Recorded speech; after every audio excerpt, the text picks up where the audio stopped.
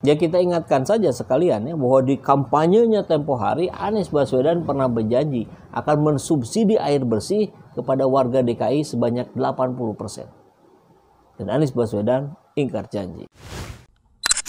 Bismillahirrahmanirrahim. Assalamualaikum warahmatullahi wabarakatuh. Salam perubahan. Sahabat semua, ada tulisan menarik dari Tony Rashid, seorang pengamat politik dan pemerhati bangsa. Dan di video ini saya akan coba bahasakan ulang. Ya, ini di awal cukup mengagetkan saya karena judulnya Anies Baswedan ingkar janji. Oh, ya, pembahasan dimulai dengan perbedaan antara lupa janji dengan ingkar janji. Kalau lupa janji, itulah yang banyak terjadi pada politikus kita. Begitu katanya. Ya tentu kita ingat sekali, selalu di masa-masa kampanye yang mereka jual adalah janji. Dan setelah mereka terpilih dan menjabat, kemudian lupa dengan janjinya sendiri. Barangkali fokus utamanya adalah bagaimana mengembalikan modal yang miliaran itu atau bahkan sampai belasan, puluhan miliar segera kembali BEP. Apalagi kalau politikusnya berasal dari background pengusaha. Tentu kan fokusnya adalah bagaimana itu mencapai titik impas dan selanjutnya mendapatkan keuntungan. Ya saya kira rakyat jelata juga sudah paham sih. Makin kesini kan makin pintar-pintar. Iya kan? Atau yang lebih parah lagi itu caleg. Jumlahnya sangat banyak. Mulai dari kabupaten kota, itu aja pilihannya banyak. Masuk ke provinsi, masuk ke pusat. Yang sebanyak itu pun nggak kita kenal mayoritasnya. Mereka kemudian menjual janji-janjinya. Ya kita pun sebagai rakyat kalau ditanya apa janji dari caleg yang sekarang terpilih, saya kira kita juga lupa. Kita lupa, pejabatnya lupa. Sama-sama lupa, clear, aman. Gitu kali ya. Kalau anggota dewan kan repot juga itu ketika janjinya A, kemudian dia justru dimasukkan ke komisi yang lain yang berbeda dengan janji itu. Ya makin sulit lah itu tercapai. Tapi memang ini agak berbeda ketika kita membahas sosok Anies Baswedan. Ya, dari sekian banyak para pemimpin daerah yang mengingat janji-janjinya, saya kira hanya beliaulah yang senantiasa terus-menerus mengingatkan warganya sendiri akan janjinya yang berjumlah 23 itu. Ya, Anies Baswedan selalu bilang kepada warganya, ingatkan janji 23 saya yang akan insya Allah saya penuhi. Ya memang agak langka orang yang seperti ini. Barangkali warganya saya sudah lupa itu. Ya tentu karena fokus kehidupan pada aktivitas masing-masing. Tapi beliau terus mengingatkan. Nah, itu soal lupa janji. Ada lagi ingkar janji. Ingkar janji berarti janjinya tidak dipenuhi sesuai dengan yang dijanjikan sebelumnya. Ingkar janji pun sama dengan lupa janji. Ya, kebanyakan dari janji-janji yang disampaikan oleh politisi itu juga diingkari, termasuk Anies Baswedan. Ya kita ingatkan saja sekalian ya bahwa di kampanyenya tempo hari Anies Baswedan pernah berjanji akan mensubsidi air bersih kepada warga DKI sebanyak 80%. Dan Anies Baswedan ingkar janji. Memang disubsidi, tapi tidak 80% seperti yang dijanjikan. Melainkan 90%. Jadi kelebihan 10%. Nah ini kan ingkar janji juga kalau kita bicara definisi yang tadi kan. Nah kalau semua politisi ingkar janjinya seperti Anies Baswedan, maka saya kira rakyatnya akan senang. Ya, utang 80 dibayar 90. Senang kan? Rumah pertama nih. Rumah pertama, Pak. Berminat banget di sini. Suami istri. Iya harus suami istri kalau bisa kesini. Kalau nggak bisa. Jadi ini rumah pertama. Betul, Pak. Sudah berapa lama menikah? Saya sudah 5 tahun. 5 tahun. Iya, betul. Kerja di? Saya di IT Helpdesk di Metro Data, Pak. Metro Data. Kemudian selama ini di mana? Saya tinggal ngontrak di Ciracas, Pak. Ngontrak. Iya, betul. Kalau boleh tahu ngontrak dulu berapa sebulan? Sekitar 1.500.000. Oke, ketika di sini Wah, saya angsurannya? Saya belum lihat angsurannya ininya, Pak. Kira-kira sekitar itu tuh. Iya, 1,2 apa 1,3 gitu. Punya sendiri. Oh, punya sendiri ya. Iya. Oke, good. Selamat ya. Ini keluarga. Salim sama Bapak. Yuk. Macam ya, ya. Tinggal di mana selama ini? Saya di Pancoran. Sekarang di Keramat Jati.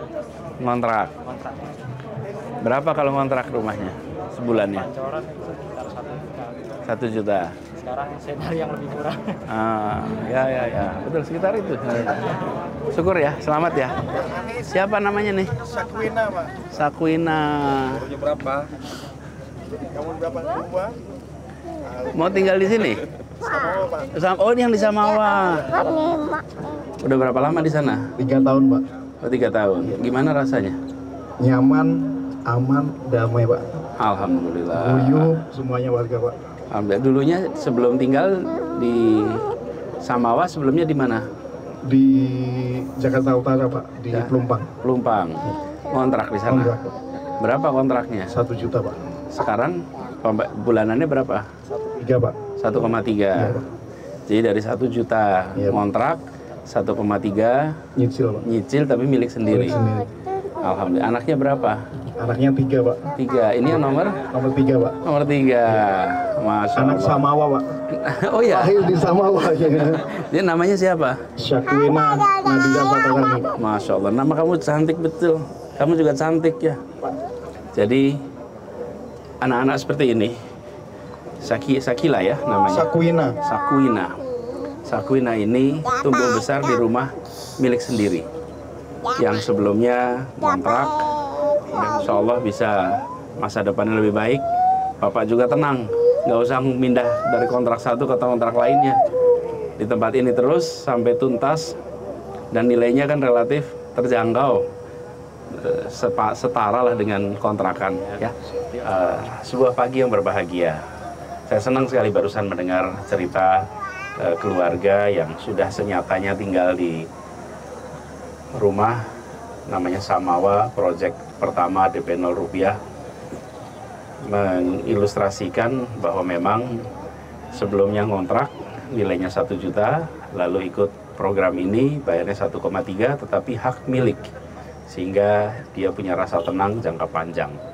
Hari ini yang sedang diresmikan adalah 1.348 unit rumah di dalam proyek DP 0 rupiah yang akan segera dipasarkan.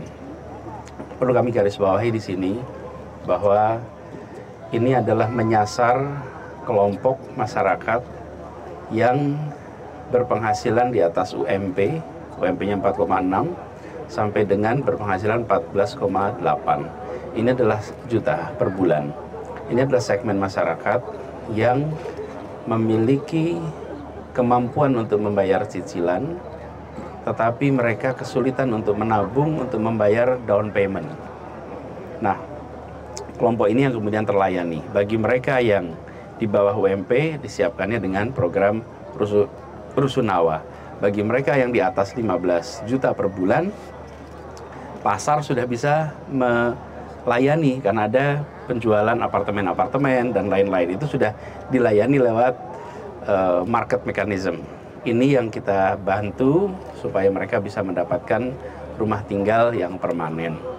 Nah, alhamdulillah sejauh ini program DP 0 rupiah itu tingkat huniannya adalah 95%. Angka ini lebih tinggi daripada angka hunian rumah komersial yang tingkat vacancy-nya, kekosongannya itu 30%.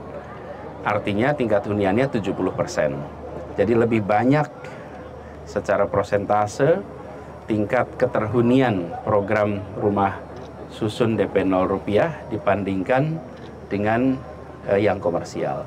Kemudian ini sudah ada yang mengantri lebih dari berapa?